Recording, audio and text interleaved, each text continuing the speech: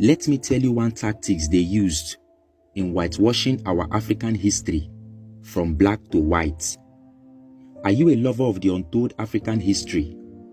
Come, let's listen to this and learn in order to pass it down to our unborn children. Before then, please subscribe to my YouTube channel at Ebenezer Heru.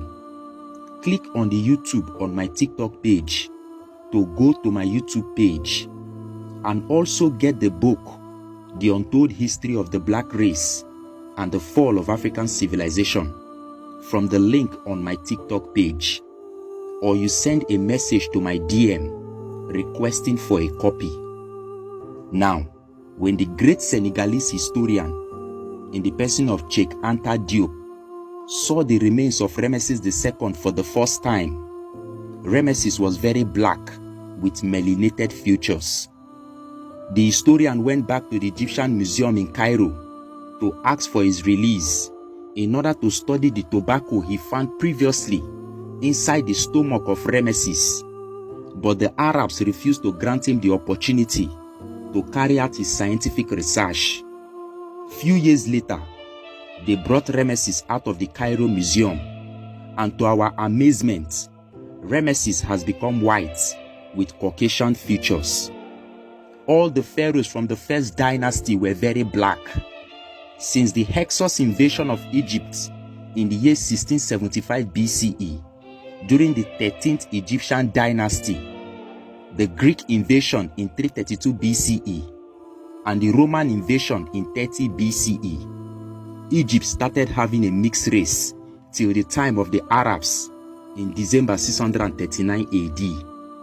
As we speak, the Egyptian Minister of Culture, who is an Arab, is commissioning the repainting of black Egyptian mummies and artifacts from black to white. This is exactly what they are doing through their Arab Egyptian archaeologists. The Arabs are not Egyptians. The Egyptians of today are not native Egyptians.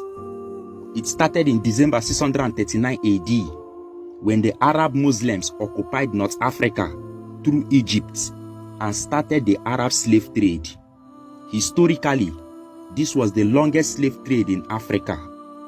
The Arab slave trade has already started since from the 7th century AD for over 700 years before the European transatlantic slave trade in the mid-15th century.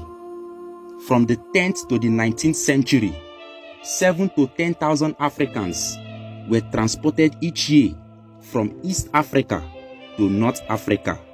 The journey across the desert was very brutal for our African ancestors. Even the Africans who succeeded in reaching a place of drinking water died instantly before having a taste of the water. Over 2,000 to 5,000 Africans died each year across the desert in the hands of the Arab Muslims who introduced Islam in Africa. The Arab Muslims gave out African women to Chinese emperors who used these Africans for sexual gratification.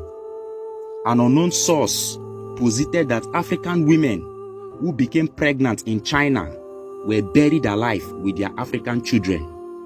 It was believed that having a black child with a black woman is nothing else but bringing a curse to the Chinese Empire. The Arab Muslims showed no mercy to our African people.